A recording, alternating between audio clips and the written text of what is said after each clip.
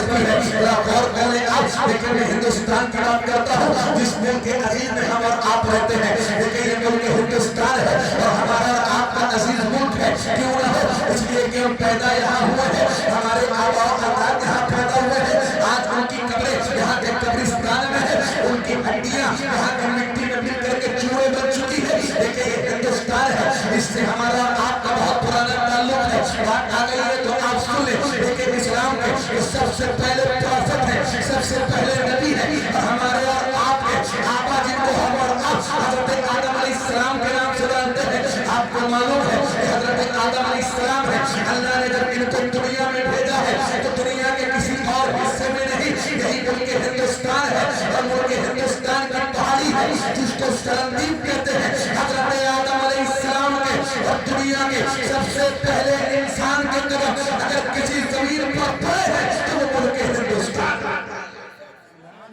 ذرا دیکھیں, توجہ کریں آپ. اور اللہ کے نبی صلی اللہ علیہ وسلم اس ملک سے بڑی محبت کیا کرتے ہیں جن کا کلمہ ہم اور آپ پڑھتے ہیں. ذرا غور کریں, کئی بات آ جائے گی تو پیش کر دینا آپ غیروں کے سامنے کہ یہاں سے ہمارا تعلق 2-4 سالوں کا نہیں ہے, کئی ہزار سال پرانا تعلق ہے. ہمارے جو نبی ہیں حضرت آدم علیہ السلام, ان کے قدم پڑے ہیں تو پہلے ہندوستان کی زمین پر پڑے ہیں.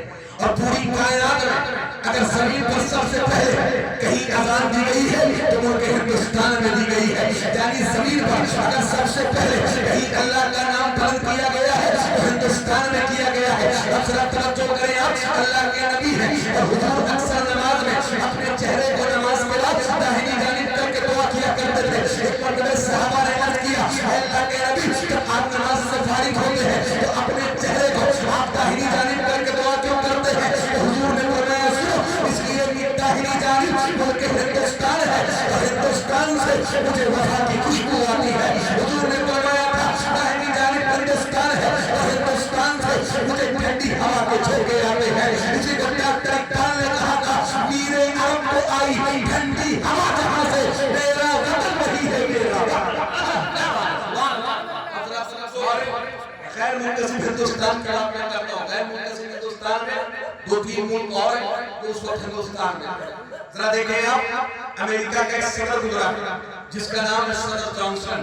اب آپ توجہ کریں, جا کر کے آپ اسے گوگل کر لیجئے گا, سرچ کر لیجئے گا, کیا نام ہے؟ صدر جانسن. وہ ہندوستان آیا تھا. ہندوستان میں جب وہ ممبئی گیا ہے اور ممبئی کے ساحل میں رات میں تقریباً 11-12 بجے وہ اپنے سرکشا گارڈ اور اپنے گنر اور اپنے جو اس کے ساتھ اس کا دستہ تھا حفاظت کے لیے, ان کے ساتھ جو سمندر کی ساحل پر گیا. توجہ رکھیے گا آپ, بڑی قیمتی بات میں آپ کے سامنے عرض کر رہا ہوں. جب وہ ہندوستان کے ساحل پر پہنچا ہے تو اس کی نظر پڑی ہے کہ ایک شخص ہے جو رات کے اندھیرے میں بیٹھ کر کے سمندر کے کنارے کچھ کر رہا ہے. وہ اس کے قریب ہو گیا اور اس نے ترجمان کے ذریعے یعنی ٹرانسلیٹر کے ذریعے اس سے پوچھا کہ اس سے پوچھو یہ یہاں کر کیا رہا ہے. تو ٹرانسلیٹر نے اس سے ہندوستان کے زبان میں پوچھا, تم اتنی رات میں یہاں کیا کر رہے ہو؟ تو اس نے کہا میں مچھلی کا شکار کر رہا ہوں. تو صدر جانسن نے کہا اس سے کہہ دو اتنی رات میں تم مچھلی کا شکار کر رہے ہو, اگر چاہو تو رات کے اندھیرے میں تم چوری بھی کر سکتے ہو. تو اس شخص کو یہ پتا چلا اپراہی تو وہ غریب تھا,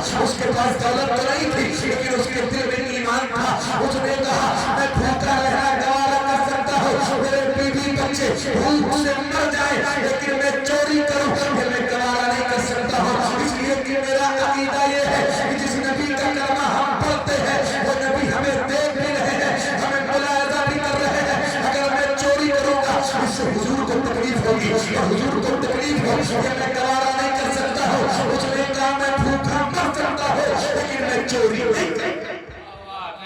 اور دیکھیں آپ ایمان دیکھیں, بظاہر گھر اچھے ہوا کرتے تھے لیکن ایمان پکا ہوا کرتا تھا. اس نے کہا چوری نہیں کر سکتا ہوں. صدر جانسن کو بڑا تعجب ہوا, اس نے اس شخص کو اپنے ساتھ میں لیا اور اپنے ساتھ میں لے کر کے اس کی پوری فیملی کو اس نے سارا انتظام کیا. اور جب وہ ہندوستان سے واپس جانے لگا, کہاں کا راشٹرپتی ہے؟ دیکھیں آپ, امریکہ کا راشٹرپتی ہے, نام ہے صدر جانسن. اس نے اپنے ساتھ میں لیا ہے اس کی پوری فیملی کو اور لے کر کے امریکہ چلا گیا ہے. صدر جانسن خود اپنی کتاب میں لکھتا ہے اتنا سادہ بندہ تھا کہ اسے کھانے کی بھی تمیز نہیں تھی, اتنا سادہ بندہ تھا کہ اسے بیٹھنے کی بھی تمیز نہیں تھی. اگر میں اسے سوفے پہ کھانے کے لیے بٹھا دوں تو وہ زمین میں بیٹھ کر کے کھاتا تھا. صدر جانسن کہتا ہے وہ 1 مہینے میرے پاس رہا,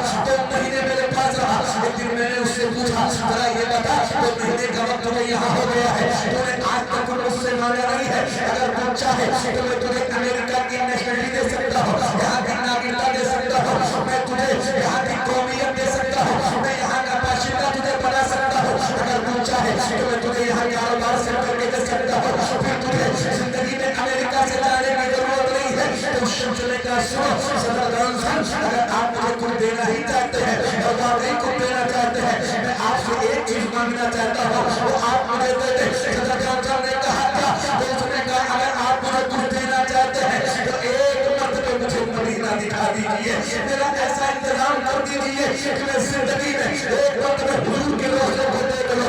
सदर जॉनसन कहता है मुझे इतना ताज्जुब हुआ कि इसको अपनी भूख नजर नहीं आती है, अपने बच्चों का फ्यूचर नजर नहीं आता है, ये तो चाहता है कि जिंदगी में मदीना देख ले। सदर जॉनसन ने कहा था आखिर मदीना क्या है और मदीने में ऐसी कशिश क्या है कि ये जिंदगी में कुछ नहीं चाहता है जो मदीना देखना चाहता है। शायद सदर जॉनसन को ये पता नहीं था कि मदीना क्या है, इसलिए कि जब मदीने की बात आती है तो हर मोमिन ये दुआ करता है दिखा दे या इलाही वो मदीना कैसी बस्ती है जहाँ पर रात दिन मौला तेरी रहमत बरसती है। मदीने की बात आती है तो मेरा इमाम फरमाता है हाजियों आओ शहंशाह का रोज़ा देखो, काबा तो देख चुके, काबे का काबा देखो। मदीने की बात आती है तो आला हज़रत फरमाते हैं फिर के कली कली दबा वो करे सब दिखाए तो दिल को जो अकल में खोला तेरी कली से जाएंगे। जब मदीने की बात आती है तो हम सब के पीरों को से हुजूर नाज़ुल शरिया फरमाते हैं ताकि फुरक़त तैबा कल्बे मुझ में ही जाता, काश तुम मुझे कजरा देखे।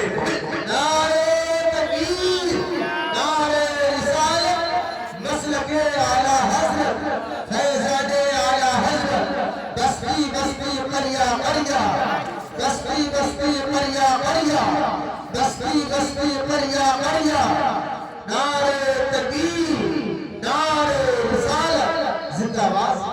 जरा तवज्जो करें आप, मैं दुआ करता हूँ सबके लिए अल्लाह जितने लोग आज यहाँ इस महफिल में बैठे मर्द और बूढ़े बच्चे अल्लाह सबको मरने से पहले एक मरतबा मदीने की हाजिरी नसीब फरमा दे। अगर मदीना जाना चाहते हैं तो बोल दे आमीन, न जाने कब किसकी दुआ कबूल हो जाए। और आज अगर दुआ कबूल हो गई ना अल्लाह की बारगाह में तो इंशाअल्लाह जिंदगी में मौत आने से पहले हम एक मरतबा हुजूर के रोज़े का दीदार जरूर कर लेंगे। लेकिन आपको मैं पता कि रुखसत होना चाहता हूँ, बस आखिरी मरहले से मेरी गुफ्तगू गुजर रही है। अगर आप कभी हुजूर के रोज़े पर हाजिर हो अल्लाह आपके लिए दिल लाए तो जब हुजूर के रोज़े पर पहुंचे तो इस एतकाद के साथ पहुंचे हुजूर मुझे जानते भी है, हुजूर मुझे पहचानते भी है और जो भी आज हुजूर की बारगाह में अर्ज़ करूंगा हुजूर उसे सुनते भी है और सलाम करें आप तो हुजूर जवाब भी देते हैं। लेकिन हुजूर अपनी कब्र अनवर में जिंदा है, इस पर कुरान की आयत शाहिद है। हुजूर अपनी कब्र अनवर में जिंदा है, इस पर हदीस मुस्तफा शाहिद है, बुजुर्गों के अक़वाल शाहिद है।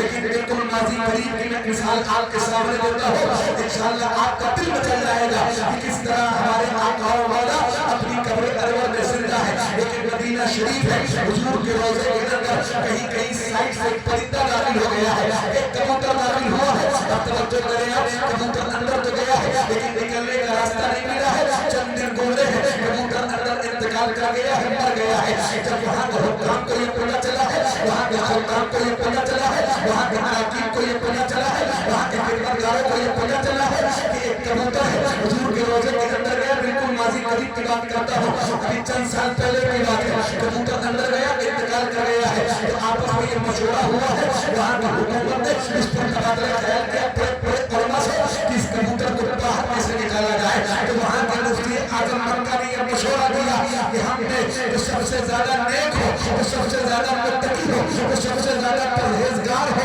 ऐसा शख्स अपने कदमों से हुजूर के रोज़े के अंदर जाए और उस कबूतर को लेकर के तो आपस में जब ये मशवरा हुआ तो लोगों ने कहा हम कौन ऐसे इस लायक है कि हुजूर के रोज़े के अंदर जा सके। اس کے قدم اتنے لائق ہو، اس کے ہاتھ اتنے پاک و صاف ہو کہ وہ حضور کی قبر انور کے قریب سے کبوتر کو اٹھا کے باہر لائے. تو وہاں کے مفتی اعظم اور بڑے علماء نے یہ مشورہ دیا کہ سنو پورے مکے میں ایسا خاندان تلاش کیا جائے جو سیدوں کا خاندان اور سادات کا خاندان ہو. پھر اس خاندان میں ایسے شوہر اور بیوی کو تلاش کیا جائے، یعنی ایسی عورت کو تلاش کیا جائے اور ایسے مرد کو تلاش کیا جائے جو بظاہر متقی اور پرہیزگار ہو، دیکھنے میں بھی پرہیزگار ہو، جن کی تنہائی بھی ایک سا ہو اور جو لوگوں کے سامنے بھی ایک سا رہتے ہو، نمازوں کی بھی پابندی کرتے ہو، تمام گناہوں سے بچتے ہو. ایسا ایک خاندان تلاش کیا گیا ہے. پھر اس خاندان کے ایک 7 یا 8 سال کے بچے کو تلاش کیا گیا ہے جو ابھی بالغ بھی نہیں ہوا تھا. اس بچے نے کچھ دیا ہے، نیا لباس اس میں پہنا ہے، خوشبو اس کے جسم میں لگائی گئی ہے. توجہ رکھیں، حضور کے روضے کے اندر گیا ہے اور جا کر کے اپنے ہاتھوں سے اس نے کبوتر کو اٹھایا ہے، پرندے کو لے کر کے باہر آیا ہے اور آنے کے بعد رو کر کے اس نے پوری دنیا کے سامنے یہ آواز لگا کے کہا تھا، دنیا والے قسم ہے اللہ کی جس کی قبض قدرت میں میری جان ہے، میں اللہ کی قسم کھا کے کہتا ہوں کہ اللہ کے نبی اپنی قبر انور میں زندہ ہے، حضور اپنے روزے میں زندہ ہے. میں گیا ہوں اور حضور کے روزے کا دیدار کر کے آیا ہوں، حضور کے چہرے کا دیدار کر کے آیا ہوں، حضور کے روزے میں گیا ہوں اور حضور کو دیکھ کر کے آیا ہوں. میرا ایمان کہتا ہے تو زندہ ہے اللہ، تو زندہ ہے اللہ. میری چشمے عالم سے نعرہ تکبیر، نعرہ رسالت، مسلک اعلیٰ حضرت، فیضان اعلیٰ حضرت، عظمت مصطفیٰ، عظمت مصطفیٰ، زیارت حرمین شریفین کانفرنس، نعرہ تکبیر، نعرہ رسالت. بس توجہ کریں، جو آیت میں نے پوری میں چاہتا ہوں اس کا ترجمہ اور تشریح کر کے گفتگو کو سمیٹ دوں. توجہ ہے، اللہ قرآن میں فرماتا ہے انی جاعل فی الارض خلیفہ. اب اس کا ترجمہ آپ سنیں اور اس کی تشریح آپ سماعت کریں اور اس سے ایک پیغام ہے جو میں آپ کے گوش گزار کر کے گفتگو کو سمیٹ دوں گا. لیکن اللہ تبارک و تعالیٰ نے جب حضرت آدم علیہ السلام کو بنانے کا ارادہ کیا، اللہ نے فرشتوں سے فرمایا فرشتوں میں چاہتا ہوں کہ آدم کی تخلیق کروں اور زمین پر اپنے ایک خلیفہ بناؤں. فرشتوں نے عرض کیا اے اللہ ہم تیری عبادت کرتے ہیں مولا، ہم تیری تسبیح و تحلیل بیان کرتے ہیں، کیا ہماری عبادت مولا کافی نہیں ہے؟ کیا ہم کما تو تیری عبادت نہیں کر پاتے ہیں؟ تو اللہ تبارک و تعالیٰ نے جب فرشتوں کی اس گزارش کو سنا، اس کے باوجود بھی اللہ تبارک و تعالیٰ نے حضرت آدم علیہ السلام کی تخلیق فرمائی. اللہ نے آدم علیہ السلام کو پیدا فرمایا. جب فرشتوں نے دیکھا کہ اللہ نے آدم علیہ السلام کی تخلیق فرمائی ہے تو فرشتوں نے آپس میں یہ مشورہ کیا کہ شاید اللہ ہم سے ناراض ہو گیا ہے. ہم نے اللہ کی بارگاہ میں عرض کیا تھا اے اللہ تو آدم کی تخلیق کرنا چاہتا ہے، زمین پر اپنا خلیفہ بنانا چاہتا ہے، اللہ ہم تیری عبادت کرتے ہیں، اللہ ہم تیری تسبیح و تحلیل بیان کرتے ہیں، کہ ہماری عبادت کافی نہیں ہے؟ اس کے باوجود بھی اللہ نے آدم علیہ السلام کی تخلیق فرمائی ہے. فرشتے یہ سوچنے لگے شاید ہم نے اللہ کی بارگاہ میں عرض کیا تھا کہ اللہ آدم کی تخلیق نہ فرما، شاید اس سے اللہ ناراض ہو گیا ہے. فرشتوں نے آپس میں مشورہ کیا ہے کہ چلو اللہ کو راضی کیا جائے. اب آپ توجہ کریں، جہاں دیکھیں خانہ کعبہ، جہاں پر دنیا میں خانہ کعبہ ہے، اسی کے بالکل اوپر 7ویں آسمان پر اللہ کا ایک اور گھر ہے جس کو بیت معمور کہا جاتا ہے. یہ خانہ کعبہ سے 1000 سال پہلے یا ہزاروں سال پہلے اللہ تبارک و تعالیٰ نے اس گھر کی تخلیق فرمائی ہے. فرشتوں نے آپس میں مشورہ کیا ہے کہ چلو چل کر کے اللہ کو راضی کرتے ہیں. تو فرشتوں نے کہا کس طرح راضی کیا جائے؟ تو آپس میں یہ مشورہ ہوا ہے کہ چلو بیت معمور کا چکر لگاتے ہیں، بیت معمور کا طواف کرتے ہیں، اللہ ہم سے راضی ہو جائے گا. فرشتوں نے بیت معمور کی چاروں طرف گھومنا شروع کیا ہے، بیت معمور کا چکر لگانا شروع کیا ہے. 7 چکر فرشتوں نے لگائے ہیں. اللہ نے فرمایا فرشتوں یہ کیا کر رہے ہو؟ فرشتے عرض کرتے ہیں اے اللہ ہمیں یہ لگا کہ تو ہم سے ناراض ہے، ہم نے اس کا طواف کرنا شروع کر دیا کہ تو ہم سے راضی ہو جا. اللہ نے فرمایا میں تم سے راضی ہوں، سنو دنیا میں جاؤ اور میرے ایک گھر کی تعمیر کرو، بالکل بیت معمور کے نیچے، اور اس کا نام میں مکہ رکھوں گا. فرشتے آئے ہیں اور آنے کے بعد جب فرشتوں نے اللہ کے اس گھر کی تعمیر کی ہے، اللہ تبارک و تعالیٰ نے اس گھر کو کعبہ کا نام دیا ہے. فرشتوں نے جب تعمیر کی ہے، کعبہ مکمل ہوا ہے. فرشتے اللہ کی بارگاہ میں عرض کرتے ہیں اے اللہ تبارک و تعالیٰ 7ویں آسمان پر تیرا ایک گھر ہے جس کو بیت معمور کہتے ہیں. اللہ اسی کے نیچے زمین پر تو نے اپنے گھر کی تعمیر فرمائی ہے جس کو بیت معمور کہا جاتا ہے. یہ آسمان میں ہے، زمین پہ ایک گھر کی تعمیر تو نے ہمارے